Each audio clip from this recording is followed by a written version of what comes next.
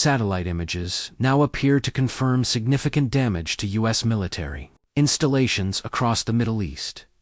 New imagery from commercial satellite firms, Planet and Airbus, shows that satellite communications terminals were destroyed at the headquarters of the U.S. Navy's Fifth Fleet in Manama, Bahrain. The strike marks one of the most serious escalations in the widening confrontation between Iran and the United States, according to an analysis by the New York Times drawing on satellite imagery, authenticated videos, and official U.S. military statements.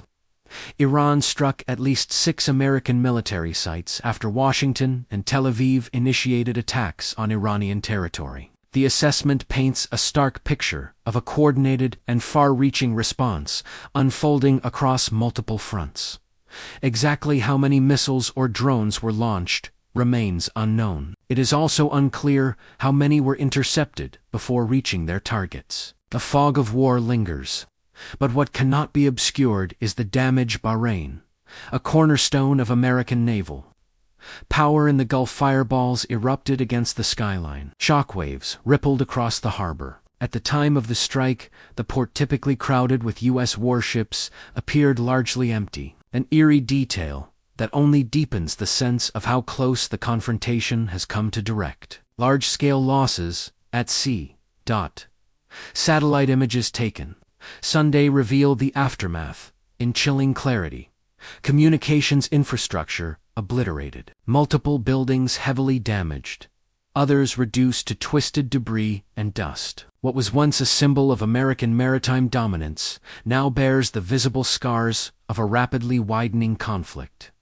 Kuwait images from Ali Al Salem Air Base show collapsed rooftops following reported Iranian strikes. US officials say 3 American service members were killed and 5 seriously wounded in an attack on Camp Arifjan, though no satellite imagery of that specific strike has yet surfaced.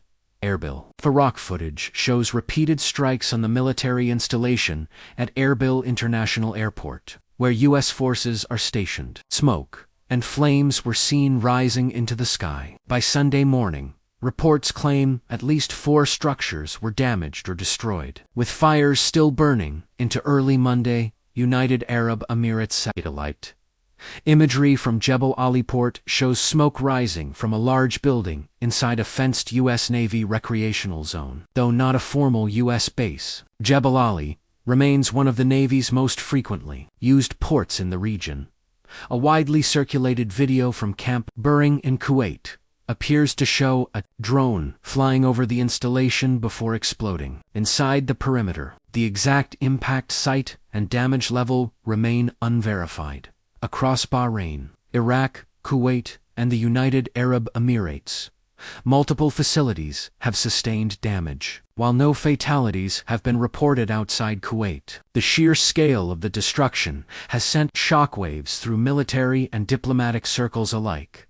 Critical infrastructure including satellite communication systems has been damaged, striking at the invisible backbone that underpins modern military coordination. The disruption raises urgent and unsettling questions about the vulnerability of U.S.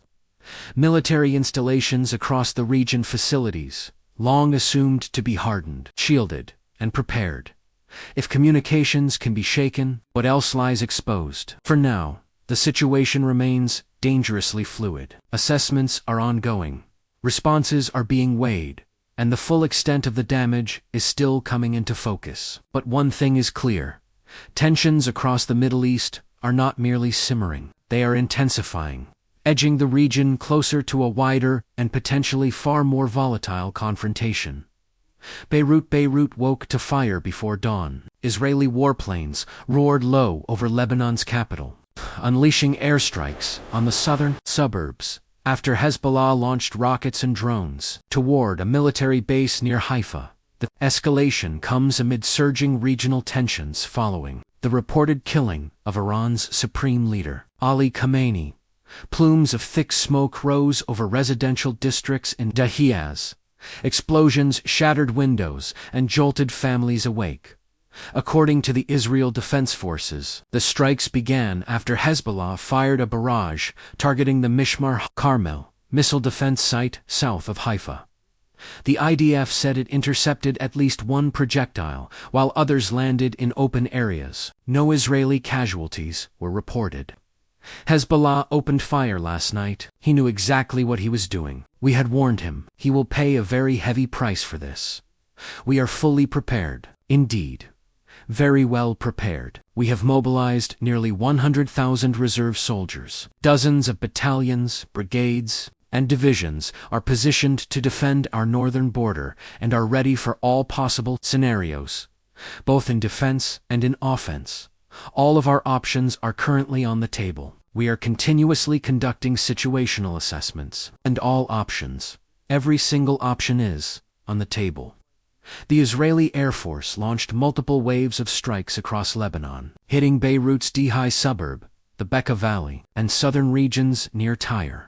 Israel's Chief of Staff, Eyal Zamir, told troops to prepare for many days of intense fighting, declaring the start of what he described as an offensive campaign against Hezbollah. We have launched an offensive campaign against Hezbollah. We are not just on the defensive. We are now going on the offensive. We need to prepare for several days of very intense fighting. Strong defensive readiness is required, and continuous offensive action, new in waves. All the time and, of course, constantly seizing opportunities. Urgent evacuation warnings were issued for approximately 55 villages and towns in southern Lebanon and the Bekaa Valley, signaling expectations of a prolonged confrontation. The first time, 3 explosions went off. A little while later, we went up to the roof and found that 3 explosions had been right behind us amidst the smoke. But after about 10 minutes, another explosion occurred directly behind us, and we all rushed downstairs to escape. Then, after another 10 minutes or so, the final strike came down. There were 3 consecutive airstrikes, one right after the other, and thankfully, by God's grace, we found them all safe and sound, and we were able to bring them back with us. Hezbollah, for its part, said the assault on northern Israel was retaliation for Khamenei's killing, and was carried out in defense of Lebanon and its people. The consequences on the ground are mounting. Lebanon's health ministry says at least 31 people were killed in Israeli strikes. Scores of residents fled Beirut's southern suburbs as smoke billowed from damaged buildings, and the sound of warplanes echoed overhead. Associated Press journalists reported buildings shaking violently as explosions ripped through the early morning. Lebanese government officials had previously urged Hezbollah not to enter the conflict in support of Iran, fearing a devastating new war. Now, that fear may be materializing.